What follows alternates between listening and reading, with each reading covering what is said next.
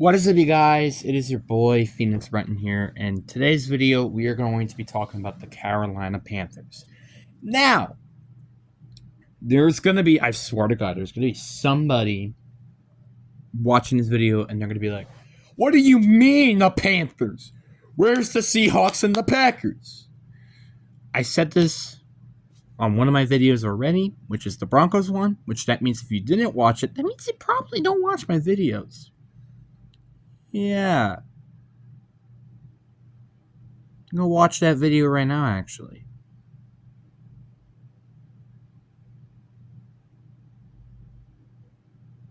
And maybe you're not subscribed. Maybe you go subscribe as well. And maybe hit that bell icon as well. Okay, anyway, sorry about that, guys. But seriously, though, I already talked about it in the Broncos video. I'm saving those two teams for last, and we're going to just do that. I think it's going to be really cool and interesting. I think that we're going to save those teams for last. But yeah, I guess anyways, besides that, let's get into the video. Obviously, I have a playlist of all these teams. If your favorite team isn't there yet, I haven't had probably recorded the video yet. But anyway, enough said. Let's get into the video. And the Carolina Panthers. Boy, oh boy, this is going to be a very interesting team to talk about. Because the Panthers are, I will call, the wild card of the NFL. What is the definition of the wild card of the NFL? Here's your answer. They are one of the weirdest teams to predict heading into the 2025 offseason, and they will be my underdogs heading into the 2025 season. What do I mean by calling them the underdog? I mean by this is the team that I think has the most likely chance to succeed my expectations in terms of what I think this team can definitely do. Which I think I might upload a video about that before the season officially starts, just to let you guys know that ahead of time. And starting off with their off season, and they really did, I think, a good job. Like, the players that they lost, they are something. I mean, I don't think they are major, but like losing Javion Clowney isn't that big. Same thing with Josie Jewell. I do think Xavier Woods could be a decent loss, as well as Shaq Thompson and where's the other guy? Jordan Foyer. But they did make some good like they've made a lot of signings during their offseason, even though most of them were kind of just contract extensions. Like, for example, they got sorry about that. What did they get? Oh yeah, they got Traylon Merrick. They also again signed a J.C. Horn. They got Rick O'Dowell. They actually didn't do as much as in the offseason than I thought they did. They also signed a Bobby Brown III. Like, they did make some solid signings during the offseason. Obviously nothing I think major or huge, but they did really a lot of solid things. But I feel like the draft is kind of like what they mainly did in terms of, what they truly did to upgrade this roster. Like, Tellero McMillan is the best example of this. I think this is an amazing pick by Carolina when they picked him at 8.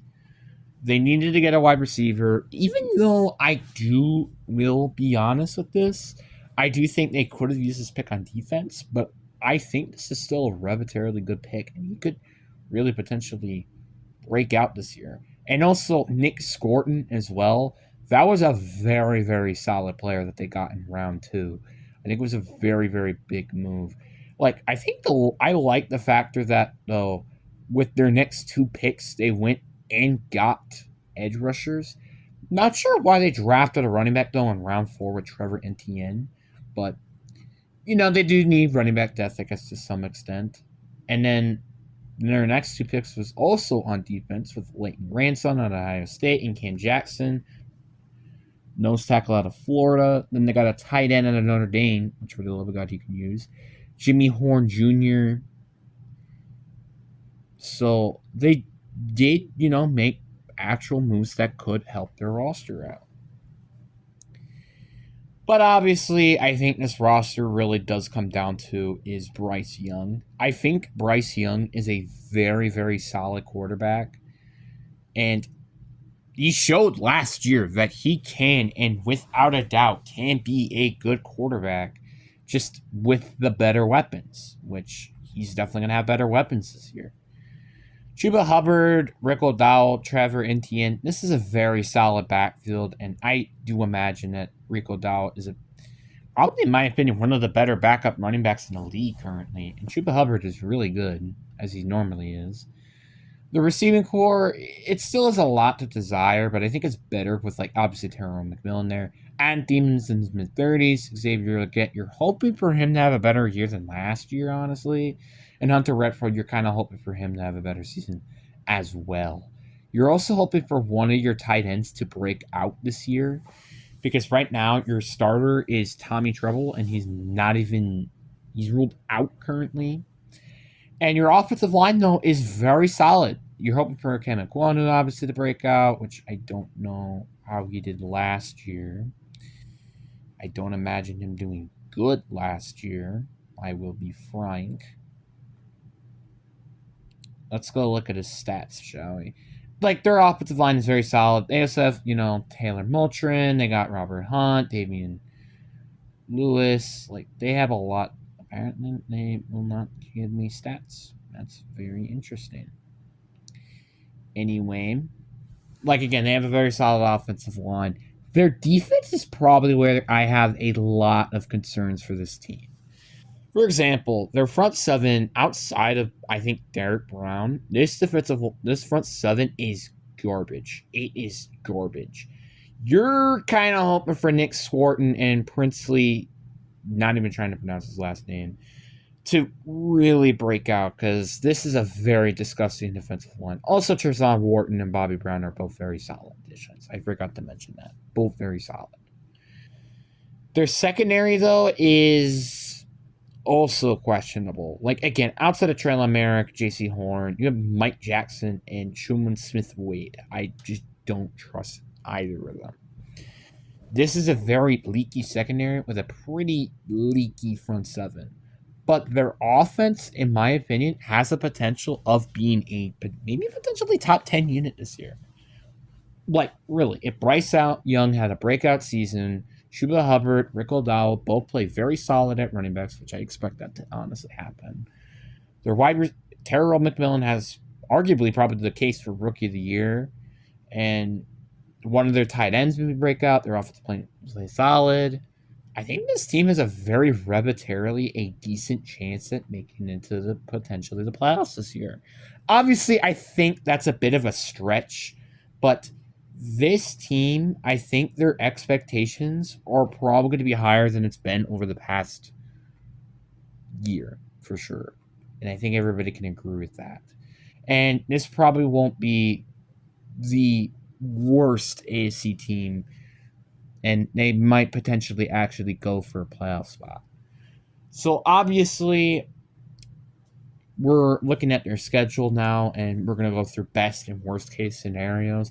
Worst case scenario, I really do think it's going to be pretty rough, though, for Carolina. Like, for example, you're going to lose your week one opener on the road against Jacksonville. Then you're going to lose to Arizona on the road. You do get the win against Atlanta in week 3, so, your fan base is not mad at you anymore. Then you do lose to New England on the road. You lose to Miami at home. You lose to Dallas at home. Then you lose to New York on the road. You lose to Buffalo at home. Green Bay on the road.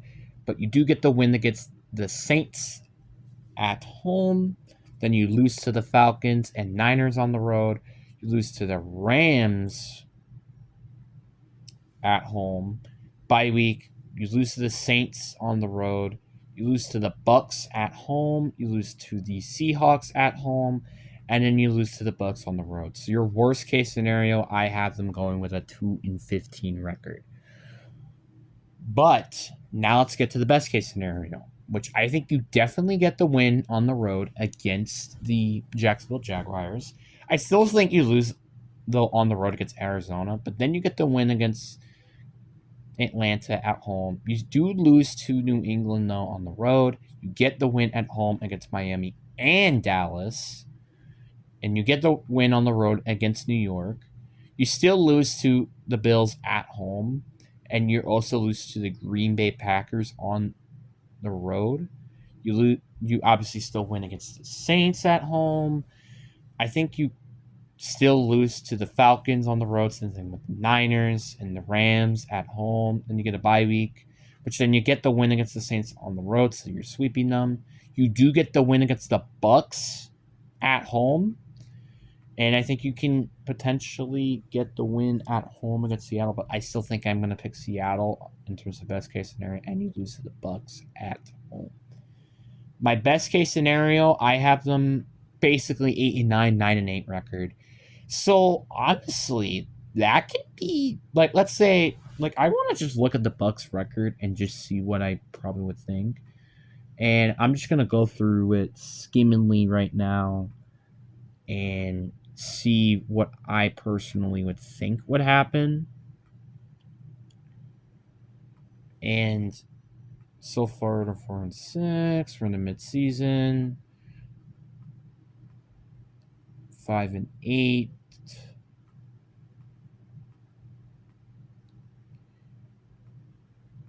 They will be.